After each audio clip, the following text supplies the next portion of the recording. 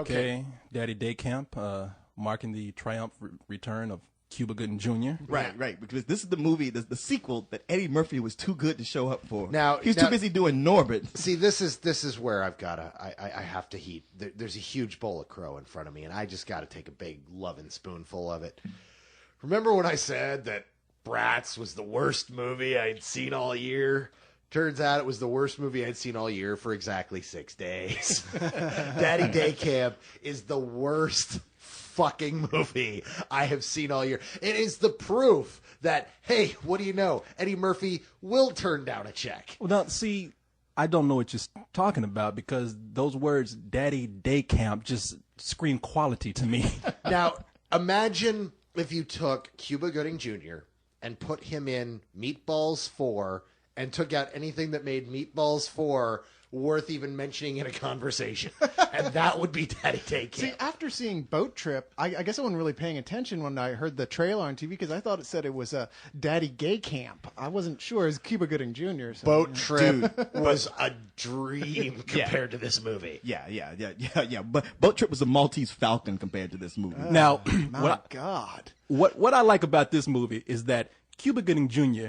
is playing the Eddie Murphy character from in the first movie. The same character. Yeah, and not only is he the same character, but they get a different fat guy to play his fat buddy. Well then They couldn't even get the fat buddy to come back? Nah. Well, And Steve Zahn, who nobody's seen since, what was that, Sahara? He vanished off the face of the planet. He doesn't even come back. Oh, he was in Rescue Dawn. But my thing is with this movie is that I bet they were banking on just a few people who would see the movie. They're like, okay, Eddie Murphy won't come back. We'll put Cuba Gooding Jr. in there. Some white folks ain't gonna tell the difference, Right? Sure. Or they go, I love that guy from Jerry Maguire. Yeah. Ooh, show me the money. Oh, yeah, I love that guy. Yeah, I love that phrase. Show me the money. You remember that? Show me the money. Show me the money. Which some people said about Eddie Murphy, I think. I love that guy from Jerry Maguire. You know what the funny thing was? It was weird when Cuba Gooding Jr. showed up in Norbit. It just seemed kind of odd to me. But it's almost like the deal with the devil was made there. Like, look, Cuba, I'm going to bring you in on this movie where I make money, and then you get to play me in the next one. Don't that sound good? Well, now you know it's what Eddie Murphy did. Eddie Murphy was like, look, man, you weren't doing nothing. I got you in on this movie. You got a good chunk of change right here. I'm going to need you to do me a favor. You're going to have to do this Daddy Daycare bullshit because I can't do it. Now, see, you guys, it's all Cuba Gooding Jr., Cuba Gooding Jr., Cuba Gooding Jr. Let's talk about Fred Savage. Any of y'all watch the freaking Wonder Years? He said he directed this He movie. directed this Directed movie. it? Yeah. It was directed by Fred Savage. Now, I gotta be honest here. I was pulling for this movie because I grew up with the Wonder Years, and I was like, you know what? I want to see this kid go from being a child actor into being a director. And at the end of this movie, I so wanted to beat the shit out of that twerp that words cannot express. Come it. on now, let's be fair here. No, we're being fucking fair. No, you were handed the script to Daddy Daycare. They could give this to goddamn. No, they could give this movie to Spielberg, and he'd be like, Dude, I can't do nothing with this. I have friends who have been handed scripts to terrible movies and have tried and said, you know what? Look, what's that guy's name? Solomon White or something? Sylvan White. Solomon Grundy. Born on Monday. No. Sylvan White. Now, here's the guy that was given the direct-to-video sequel called I'll Always Know What You Did Last Summer and said, you know what? This is a crappy movie, but I'm going to do my damnedest. And he took that and tried his best and took a shitty script and made a watchable movie and then turned around and got Stomp the Yard, which he then turned around, and now his name is being thrown around for a bunch of geek movies. That's how you climb up the ladder. You do not take a film and sleepwalk through Daddy Day Camp. This was shot and directed by somebody who was fucking asleep. I'm telling you, man. You think Rush Hour 3 was lazy? You don't know from lazy. You don't know lazy? Every bit of this was lazy. The score was lazy. It's like they were falling asleep as they were playing the violins through this movie. Every actor in it is half asleep. There's only one actor, the guy who played Cuba Gooding Jr.'s dad. He was like the only actor who actually had a spark of life and thought, you know what? I'm going to try to go for something. My name is on this. And even then, it still wasn't worth it. Yeah. I mean, this movie had just no life at all. It's about the guys from Daddy Day Camp or Daddy Daycare, and the camp that they grew up in and that they went to is falling down and getting its butt kicked by the camp from across the lake, which is now run by the guy who beat Cuba Gooding Jr. in the Olympiad back then. And so they end up getting involved in the camp. The original guy leaves, and so they have to run the camp. Wah, wah. It all leads up to the inevitable, let's send a bunch of misfit kids against a bunch of rich kids in the final, Camp Olympics at the end of the movie. It is the single most retarded thing you have seen in 4 or 5 years. I don't know, man. It's a cliche soup. I'm on the edge of my seat right now as you explain this plot. The rich kids against the poor kids. Oh, yeah. I've never seen an epic battle like this before. Not necessarily poor kids, because their parents are rich enough to send them to camp. But the fact of the matter is they're rich kids against the good underdog misfits. And you so don't give a shit that I cannot express it in words. Okay. First of all, like I said, this movie, in all seriousness, seems like it should have been something that went straight to DVD. Yes. No. You don't want to waste a DVD on a movie like this. Dude, what's the matter with you? Martin, why do I to feel iFilm? Martin, why do I feel like we're two guys that went to Nam and here's some hippie protester trying to explain to us why the war was bad? Why do I feel like that? He's like, dude, you don't understand. No, you don't fucking understand. You weren't in the shit, man. You weren't in the shit with us. You were back here holding the fucking sign, man. Charlie, I can still smell him. No, I still smell Cuba Gooding Jr. you don't understand. It's like y'all went to Vietnam. I went to the Korean conflict with Underdog. All right, so I don't want to hear that. No, I don't even want to hear we've that. all taken some bullets. I will take 10 screenings With of Underdog, you took a bullet. With Daddy Day Camp, I took an RPG to the face. I didn't see shit, so I feel great. Yeah, he's the protester hippie over here. I'm with y'all. I mean, this is a movie where, like, no matter what angle you try to approach it from, you try to help it along. Like, come on, I want to go with you. I'm here for the long haul. It will not let you. Dude, and in fact, I gotta call you on this. I actually stayed to the credits. Some of us didn't. Who walked out 10 minutes before the end? Damn, yo, come on. I mean, I had a life to live. I mean, come on. There had to be something good in here. No, dude, this is okay. I'm with you. Like every movie has one good thing about it. Tell me there was a good-looking chick in here or something. No. In fact, you know what? I will say this is the one good thing about the movie. Even Cuba realized what a big crock of crap it was. He didn't even seem to be trying. He was like, dude, I'm just here for the paycheck. I'm not even going to act. Well, I'm just going to read the lines. That brother's been beat down, man. Come on. That's exactly how it is. He's got those scary eyes you see at the abused woman shelter, that sort of frightened, cringing in the corner. It's time to read your lines, Mr. Gooding.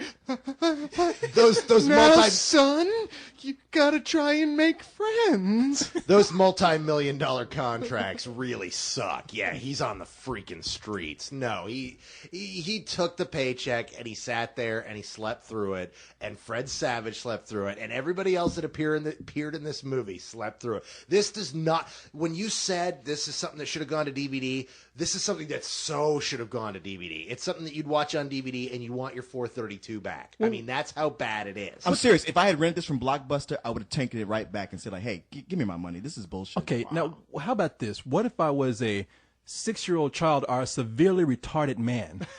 Well, how would I like this wait. How severely retarded are we talking about? Wait, and how is this any different? Can you from recognize right now? colors? Can you hear? Because it depends. It makes a big difference. I'm talking about like I'm wearing a diaper and crapping on myself. Are you so bad that you would like actually enjoy those videos you play for your cat? Are you wearing a helmet? I'm really stretching here to A find. helmet is important here. Has your mom hooked you up to the clothesline so you don't run away? Damn, I just got back to America after being stranded on an island like Tom Hanks in Castaway, and that's the first movie I'm gonna see. I mean, what is this something? No, there is no. Dude, this is worse than Bratz. I wanted to walk into the theater and watch Bratz instead as penance. That's how fucking bad this movie is. It is awful. Okay. Now to address your question, there was one guy sitting in front of us who for him the Bourne Identity was too complicated. He couldn't figure it out. See, you're selling it wrong because this guy was genius. He interrupted me in a conversation Several times. Did you see that Bourne Ultimatum movie? Yeah, I saw it.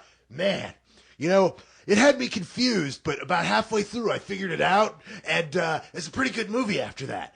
This guy laughed through the whole fucking thing. Especially through the fart jokes. He laughed so hard he was choking. He was like, oh my God. And before he got back into his Bondo truck and drove back to his trailer, he was chortling himself. Okay, now see, there we go. We got it. We narrowed it down. If you are a backwards-ass hillbilly who likes fart jokes, you will like this movie. And tolerate a black guy in a movie, because that's the thing. Is 'cause you've got Sounds like to he's shucking and differentiate there, jiving because a there's little. two different subgroups of people who live in trailers: those who like the Negroes and those who don't. Hey man, as much as I don't like fart jokes, there was nothing even. I mean, it was like it wasn't even like a fart joke. It was just a fart. I mean, it's like, oh, a fat guy farted. Okay, There's no joke around it. Yeah, It's there's just no a no fart. joke around it. But to this guy, it was like he had never seen anything like that. And when he lit the match because the lights went out in the bathroom with the methane problem, and the bathroom exploded from the fart. Oh, that was awesome. How many nut shots are we talking about here? Several. Really? Countless. Nice point. I was going to Now, say there now had to be not a as certain not amount. as many as Little Man. In fact, I'm willing to say there was probably only 3 or 4, which is 3 or 4 too many. Nut shots are funnier when the guy doing the nut kicking is right head level to the nuts. So I can understand that. I can see that. I just like this. This guy that was sitting behind y'all with the farts. This guy must be the happiest man in the world because he could sit at home and just fart and be like, Yeah, until the Bourne Ultimatum comes on, and then he can't figure it out, and he's crashing, throwing a brick through his TV. that guy- Mongo not get it. That guy was my hero. I want to take that guy to like a sophisticated French comedy and just record him going, No, see, that was you don't understand how much we love this guy, because we were sitting there and these jokes were awful. We were painful. I could taste the metal in my mouth from both barrels of the shotgun. This is how bad it was. And then this guy in front of us would crack up, and I'd look over at and then I'd look over at Leon, and Leon would give me that look like, oh God, why are we here? And then I'd kind of thumb over to this guy, and we both crack up because this guy is just...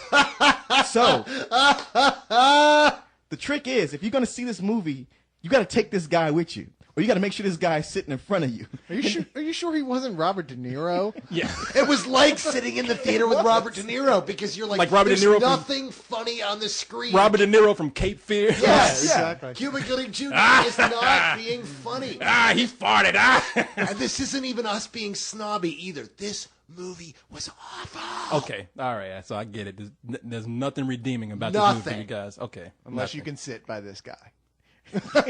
unless you bring a fat guy that laughs at fart jokes. Maybe then. But You know what? Honestly, this was the worst movie I've seen this year. I will say that this DVD could be set aside, and if eugenics ever comes back into popularity again, we show this to people to decide who lives and who dies. It could be a very useful film. So I would be generous and call this movie some old bullshit. That's very, very generous. I wish we could actually create a level beyond some old bullshit. Right. Like I never thought to do that before, but right now, some we old need something that's ball-licking lower. ass fucking bullshit. Yeah. Okay. I kind of got it was going that way. Wait, did I say I didn't like the movie? Because I just wanted to make that Yeah, point. we really didn't like it. You nailed it right there. Okay. In case you didn't understand, please one more time. How was it? It was pretty bad. Okay. All right. sorry. By the There way, was no Rush Hour 3. I think I might go see it. and by the way, that Bourne Ultimatum was a little complicated until Jason Bourne farted. Well, I just didn't get it. He was running, and then he would figure something out, and people would attack him, and he'd run again, and he'd figure something out, and it was just too much for me to take. He kept pressing on this typewriter, and the TV in front of it would do stuff. But when he said, I said, I got it now. You know what? That's what they should do for movies. You know how you have subtitles for people who can't speak French and foreign Or language? just have fart jokes run on the bottom. Yeah, you should have a separate for complicated movies like that. You should have like a fart soundtrack. They'd have a Oh, little that would- window I for can the, picture the that now, humor you know. impaired. Of a guy just of like a what was the guy who used to do Family Feud? The fat guy, Richard Dawson? Louis Oh, Anderson, Louis Anderson. just sitting there going. Well, That's a little window. that's the move. You have a movie, if the audience isn't laughing after a certain point, you hit a button that'll just play a fart sound, and that'll get them going. I can see this now. The Bourne Ultimatum. We've got Matt Damon sitting across from Julia Stiles, and she's like, "You really don't remember anything, do you?" Yeah, exactly. Hey, you got a button. Eugenics. Yeah. You can make millions off this.